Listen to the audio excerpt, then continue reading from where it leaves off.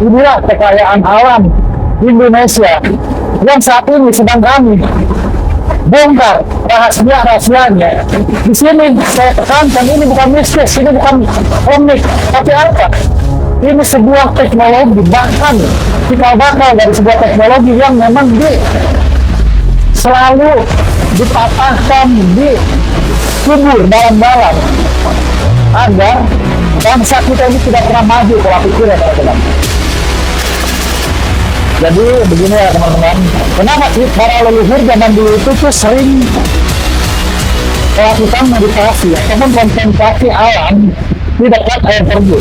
Alasan utamanya adalah karena air terjun itu mengandung ion negatif yang paling tinggi di antara alam-alam yang lain, yaitu mencapai 150.000 ppm.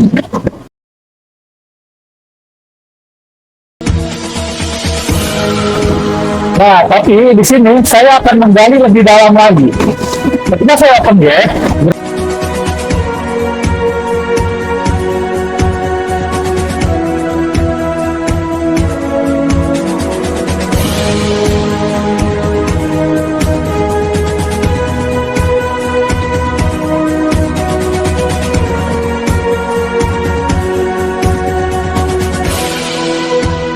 sama Kang Luki, saya suruh masuk.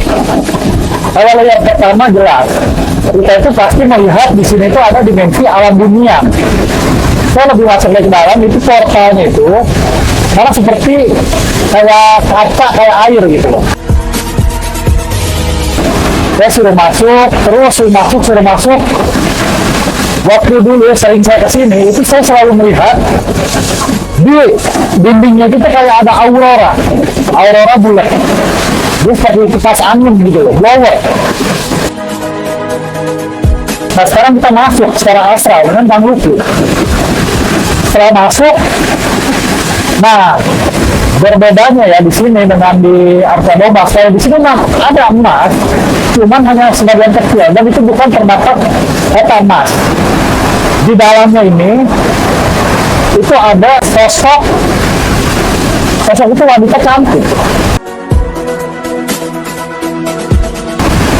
Tapi ketika didekatin itu malah jadi berubah menjadi terang. Nah itu bukan lagi alam dimensi siluman ya teman-teman. Seperti apa kisahnya? Coba Kang Luki, gimana tadi tentang perjalanan astral kita masuk tembus ke lorong dimensi air terjun Cikondang gitu. Ya kan itu. Ya. Nah, jadi tadi pas Ariko open gate, saya diajakin masuk tuh. Tapi ada lorong, ya betul seperti yang diceritakan ya, mengkilat gitu, lorongnya mengkilat kayak sejenis apa ya, logam. Saya masuk kan saya belok kanan dulu tadi tuh, kayak masuk ke alam bunian kalau kata Ariko. Kok salah katanya, ayo ngikut ke depan. Pas begitu ngikut lagi, ada seorang sosok kayak putri, cuman kayak orang sih, cuman telinganya agak panjang, cantik sih.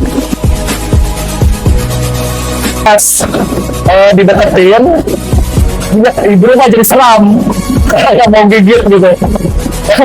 Nah itu tuh dimensinya ketika dimasukin banyak logam-logam yang kebiruan yang mempengaruhi di Curug Cikondang ini. Dari situ yang saya rasakan ketika saya terkoneksi, energinya bagus buat cleansing jalur energi, terutama yang di belakang ya. Energinya tuh padat, kayak mengisi sela-sela tulang ekor. Jadi energi di sini, menurut kesimpulan saya yang saya rasakan, lebih condong cleansing secara emosional terutama ya, karena perasaan di sini bikin netral, emosional tuh kayak peluru aja dibikin netral. Nah yang kedua buat pembenahan jalur energi, terutama yang di belakang tadi di tulang ekor seperti itu. Nah ini penjelasan dari fixernya Kang Luki ya teman-teman. Jadi begini, Memang itu betul, di daerah di Pondang ini sampai ke Gunung Rosa itu batuan itu mengandung batuan galena. Nah, apa sih batuan galena itu? Sejenis kristal tapi mengandung logam. Bahkan waktu dulu zaman itu lagi membuat jalan gitu ya, motor jalan itu saking nggak adanya batu-batuan kali atau itu pakai batu galena. Artinya kan memang kita secara astral vision dan juga dihubungkan dengan dimensi dunia nyata itu sinkron. Itu yang kita kaji. Jadi ada apa gitu. Nah di sini juga ada sebuah dimensi yang memang selalu membuat benda-benda logam, tapi itu bukan senjata, tapi lebih kayak ke barang ya kan gitu ya. Iya, dia kayak udah mengkilat aja sih, kayak udah dipoles gitu. Dan sendiri wangi sih, ininya apa warnanya. Iya. Nah itulah teman-teman. Jadi di sinilah kita ya. Jadi antara dunia nyata dan dimensi astral itu kita harus sinkron. Nah kita tarik ini lagi ya, maju lagi ya ke depan. Di sini itu penjaganya itu berupa sosok kakek-kakek pertapa. Yaitu suka ada juga tembak berdiri gitu, karena tembaknya udah tua. Nah di sini bukan tembak nyata, makanya jangan sekali-kali ada yang mencabut ataupun mengambilnya, karena itu salah satu paku alamnya juga untuk di sini. Nah di lain itu juga yang tadi Kang Lucky kan melihat lorong masuk kan, dia belok ke kiri, itu ke alam dunia nyampainya tuh. Nah kalau ke bawah itu ke alam para naga, ada juga naga di sini. Artinya ketika kita ngasal kita juga harus tahu jalannya kemana. Harus juga ada pembimbingnya untuk yang awal-awal. Gitu ya teman-teman, sekiranya itu untuk dimensi di air terjun di Pondang ini. Kira ada lagi yang mau disampaikan Kang Lucky, pengalaman yang lain? Untuk yang terpenting sih cukup itu aja buat pengetahuan teman-teman gitu kan. Yang mana